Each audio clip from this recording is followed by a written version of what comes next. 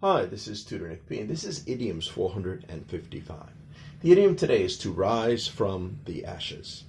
Okay, somebody wants a screenshot, do it right now. Let's get right to it.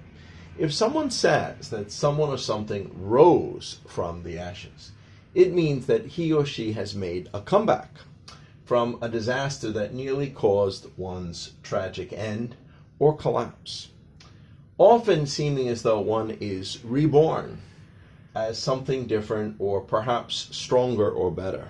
Okay, let's continue. The phrase derives from an old Greek mythology story about a mythological creature called a phoenix, similar to an eagle that lived over 500 years ago, basically. Yeah, okay, let's continue. According to the myth, it built its own funeral pyre, burst into flames, and died. Then miraculously it transformed and rose out of the ashes, reborn again. So this is what we mean by to rise from the ashes. It actually comes from this story, that the phoenix actually died, was burnt to death, and from the ashes it was able to transform itself and come back out alive, like reborn again. All right, let's continue. And we got three examples to show just how it may be used. Here's the first one.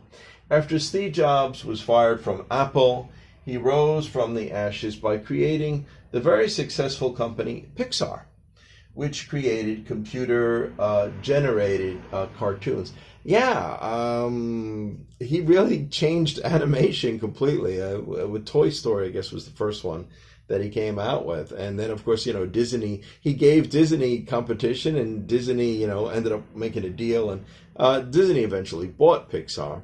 And of course, Steve Jobs, before he died, he actually went back to Apple. So as he was rising again, Apple was taking a fall without him. Yeah, so after they fired him, Apple started to go down. And, it seemed like, this whole company that he created, it was his whole life, and he just got thrown out from it. It seems like that was the end for him. But no, he recreated himself. So, he rose from the ashes, basically, anew with something different. And even eventually went back to save Apple.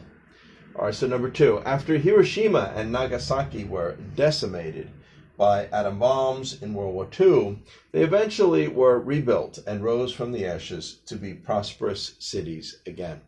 Yeah, this one's kind of almost literally, because they were really completely destroyed with the atom bombs. All right, and number three here. After Germany's currency suffered hyperinflation in the 1920s, it devalued to 1/1,000,000th of its original value at that time. So basically it meant it was completely worthless. They eventually got it under control, and it rose from the ashes to be one of the strongest worldwide currencies, right up to when, they joined the euro. And even with the euro today, they're supposed to be the backbone of the euro. Without Germany kind of economy backing up the euro would have probably collapsed a long time ago. Okay, so anyway, I hope you got it. I hope it was clear. I hope it was very informative. Thank you for your time. Bye-bye.